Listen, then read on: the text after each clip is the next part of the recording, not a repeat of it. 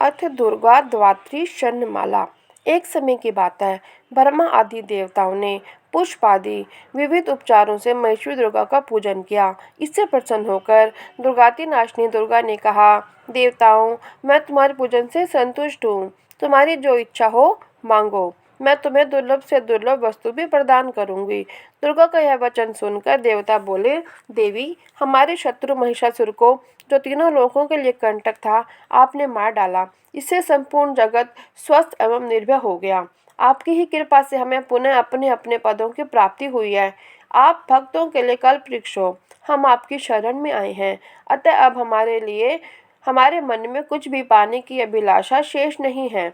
हमें सब कुछ मिल गया है, तथापि आपकी आज्ञा है, इसलिए हम जगत की रक्षा के लिए आपसे कुछ पूछना चाहते हैं।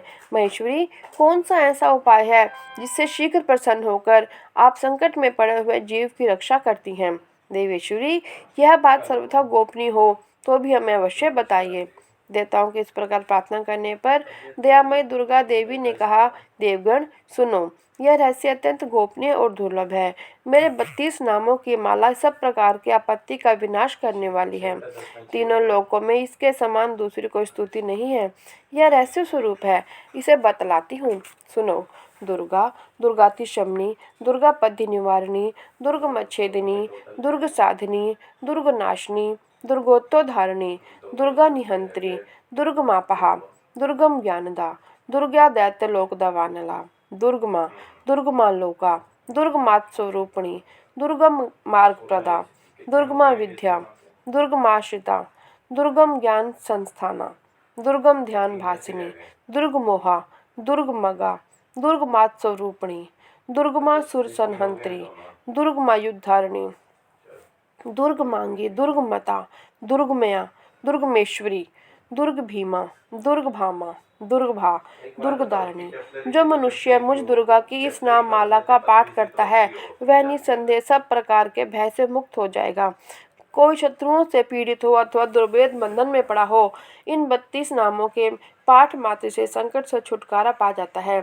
इसमें तनिक भी संदेह के लिए स्थान नहीं है। यदि राजा क्रोध में भरकर वध के लिए अथवा किसी और दंड के लिए आज्ञा दे, या युद्ध में शत्रुओं द्वारा मनुष्य घिर जाए, अथवा वन में व्याघ्र आदि हिंसक जंतुओं के चुंगल में फंस जाए, तो इन 32 नामों का 108 बार पाठ मात्र करने से वह संपूर्ण भयों से मुक्त हो जाता है। विपत्ति के समय इसके समान भयनाशक उपाय दूसरा नहीं है।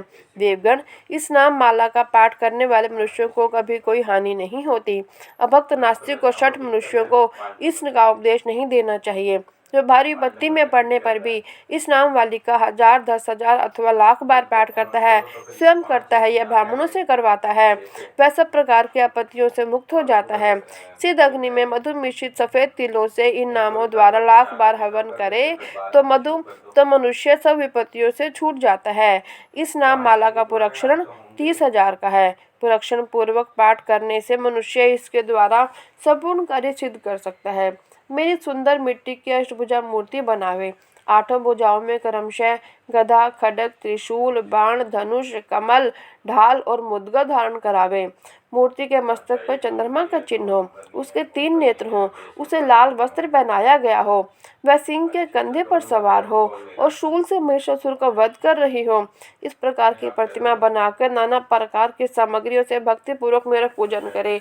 मेरे उक्त नामों से लाल कनेर के फूल चढ़ाते हुए 100 बार पूजा करे और मंत्र जप करते हुए पुए से हवन करे। भांति भांति उत्तम पदार्थ भोग लगावे। इस प्रकार करने से मनुष्य असाध्य कार्य को भी सिद्ध कर लेता है। जो मानव प्रतिदिन मेरा भजन करता है, वह कभी विपत्ति में नहीं पड़ता। देवताओं से ऐसा कहकर जगदम्बा वहां पर ध्यान हो गई। दुर्गा जी के इस उपाख्यान को जो सुनते हैं और पढ़ते हैं, उन पर कोई विपत्ति नहीं आती। जय माँ।